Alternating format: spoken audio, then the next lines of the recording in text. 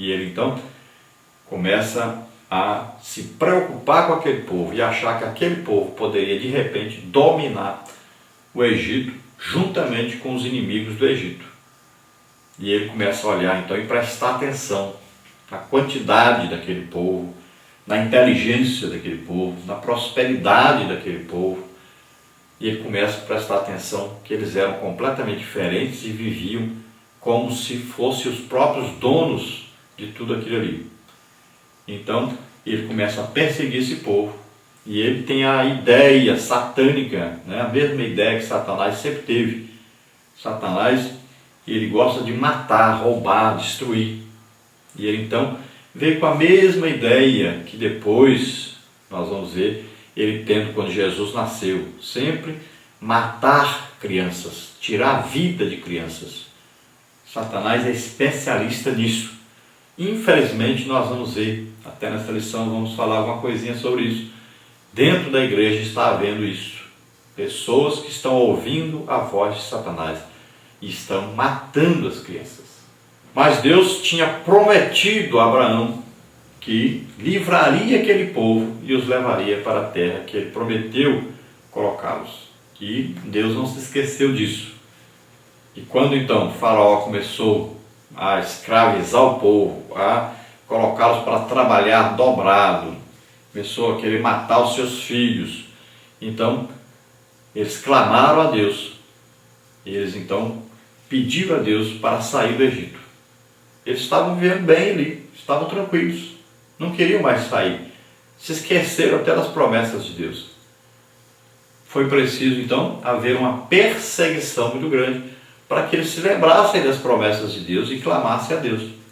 Muitas vezes também a igreja é assim, começa a amar o mundo, as coisas do mundo, começa a viver muito tranquilo, muito bem, viver principalmente da prosperidade financeira, e aí se esquece do que está fazendo aqui na terra, qual a sua função na terra, começa a se misturar com o mundo, e Deus de vez em quando precisa permitir que aconteça alguma coisa que desperte a igreja, que a igreja de repente perceba que ela não está aqui na terra para aproveitar-se da terra, para viver regaladamente na terra, mas ela está aqui com a função de representar Deus e de tirar as pessoas do reino de Satanás e trazê-las para o reino de Deus. A igreja está aqui para lutar, para estar o tempo todo lutando contra o pecado, contra Satanás e os seus demônios. Então Deus escolhe uma pessoa para ser o libertador daquele povo, para tirar aquele povo do Egito. Então o livro de Êxodo é o livro da salvação desse povo, da redenção desse povo, retirando-os do Egito e trazendo-os para o descanso, ou seja, para a terra prometida. Assim como Deus enviou o libertador dos libertadores, o salvador dos salvadores, Jesus Cristo, seu Filho, para vir à terra, nascer aqui como homem e levar sobre ele os nossos pecados, para que nós pudéssemos ser salvos, nos retirar do reino de Satanás, trazer-nos para o reino de Deus, nos livrar da escravidão. Estávamos todos vendidos, como no mercado, vendidos para Satanás. Mas ele nos comprou com o seu sangue, nos trouxe para Deus, nos reconciliou com o Pai, pelo sangue que ele derramou na cruz do Calvário, em nosso lugar, morrendo a nossa morte, levando sobre ele os nossos pecados, nossas enfermidades. Glória a Deus por isso. Aleluia. Vamos ver então a parte 1 aí, o livro de Êxodo. Tópico 1, seu propósito. Tópico 2, a escravidão. Tópico 3, clamor por libertação. Tópico 1, então, seu propósito. O vocábulo Êxodo significa saída. O livro de Êxodo foi escrito por Moisés e, segundo a Bíblia de Estudo Pentecostal, foi escrito para que tivéssemos um registro permanente dos atos históricos e redentores de Deus pelos quais Israel foi liberto do Egito. Este livro figura a redenção. Segundo o dicionário Wycliffe, o conceito de libertação da morte, da escravidão e da idolatria é encontrado ao longo de todo o livro. Então essa palavra aí, Êxodo, significa saída, né? Não é esse o título original, que os judeus usam, mas é o título que nós usamos. Então, esse título aí, Êxodo, é saída. Então, narra a saída do povo de Israel do Egito, onde viviam escravos, onde viviam na idolatria, onde estavam morrendo, sendo cada vez mais escravizados, trabalhando cada dia mais, a alimentação diminuindo, o trabalho aumentando. Então, significa aí exatamente essa saída do Egito, da escravidão, da pobreza, da doença, para a liberdade, para a terra prometida, para o descanso em Deus e para a saúde física, espiritual e financeira. Tópico 2 é a escravidão. O livro de Êxodo foi escrito entre 1450 e 1410 a.C. Neste livro, vemos como os hebreus foram duramente afligidos por Faraó. Êxodo 1,14. Como escapar de tão grande opressão? Para os israelitas seria impossível.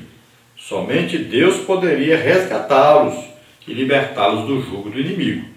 Somente o Pai também poderia ter nos resgatado do pecado e do mundo. Cristo morreu na cruz para nos libertar do poder do pecado. Ele morreu em nosso lugar. Então o livro de Êxodo foi escrito narrando aí essa história de Israel, uma verdade, um fato ocorrido realmente. Foi escrito por quem viveu essa época. Então foi presenciado tudo isso pelo próprio Moisés, que escreveu sobre isso. E aí o ano se acredita entre 1450 e 1410, aí antes de Cristo.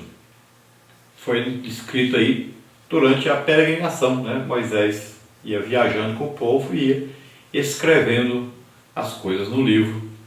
E um desses livros aí, o livro de Êxodo. Então esse livro é narrado aí a aflição do povo de Israel lá no Egito. Povo que estava sendo escravizado e agora massacrado. E havia uma tentativa de acabar com esse povo por parte do seu governante. Então, agora era a hora de Deus livrar esse povo. Era a hora urgente, né? Era o kairós de Deus, a hora de Deus agir. Então o povo clamou a Deus. E Deus enviou então o libertador para retirá-los do Egito, para conduzi-los. E é uma coisa interessante. Eu acredito que Moisés percorreu o caminho que ele tinha percorrido antes. Quando ele foge do Egito, ele foi para Midian. Por onde ele passou? Então Deus deve ter lhe ensinado o caminho para atravessar e chegar a Midian. E esse mesmo caminho depois ele foi liderando o povo. Ele andou na frente do povo, liderando o povo para chegar até a terra de Canaã. Nós sabemos que eles foram até perto, mas tiveram que voltar e fazer um retorno. Então esse lugar aí era conhecido por Moisés. Então assim como Deus fez tudo o que era preciso fazer para libertar esse povo do Egito e trazê-los à promessa, à terra da promessa, ao descanso, assim também Ele fez conosco. Tudo que era preciso fazer para nos libertar da escravidão do pecado e nos trazer para Ele, Ele fez. O que era preciso fazer? Era preciso Ele mesmo vir à terra e Ele mesmo dar a vida por nós. E foi o que Ele fez, através do seu Filho Jesus Cristo, que veio à terra, nascer como homem, viver como homem, levar sobre Ele os nossos pecados, em nosso lugar morrer na cruz do Calvário, para nos libertar do poder do pecado e nos trazer para Deus.